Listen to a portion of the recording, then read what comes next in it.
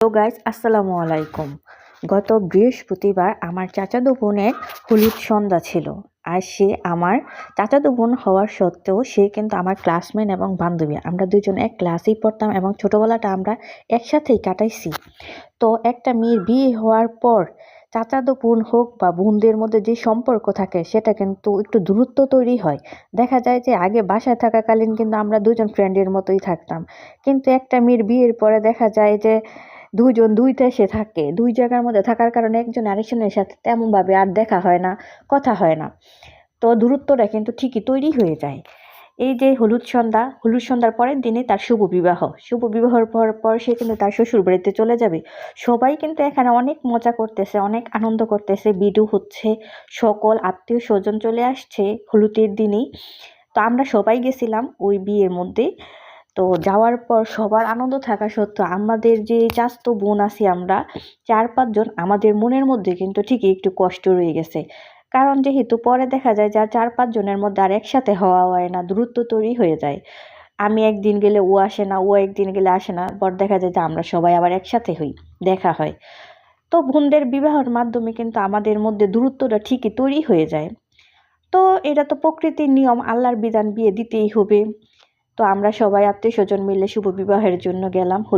আজকে হলুদ সন্ধ্যায় গেলাম। ছেলের বাড়ি থেকে মেহমান আসবে, মেয়ের বাড়ি থেকে মেহমান আসবে। এই যে দেখুন আমি রেডি হয়েছি, কিন্তু আমি অনেক পিছনে। আর আমার ছেলে তো দেখতেই পাইছেন তার মামার সাথে ঘোরাঘুরি করতেছে।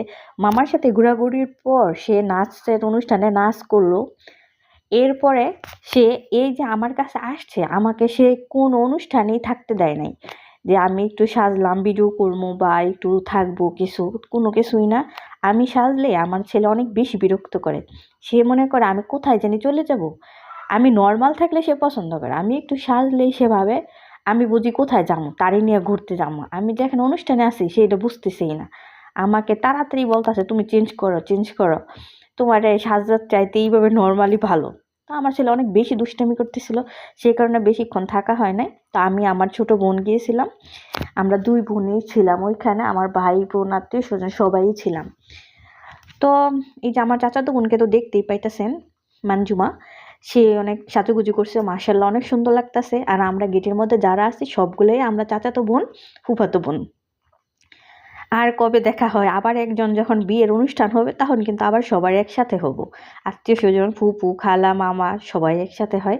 বিয়ে ছাড়া কিন্তু আর সবাই একসাথে দেওয়া হয় না, দেখা যায় আমি গেলে ও আসে না, ও গেলে সে আসে না, এরকম হয়। আর বাচ্চা কাচ্চা হওয়ার পরে তো দেখা যায় যে আর ওই রকমভাবে আড্ডা দেওয়া হয় না। এখন সবাই সবার মতোই বিজি হয়ে যায়।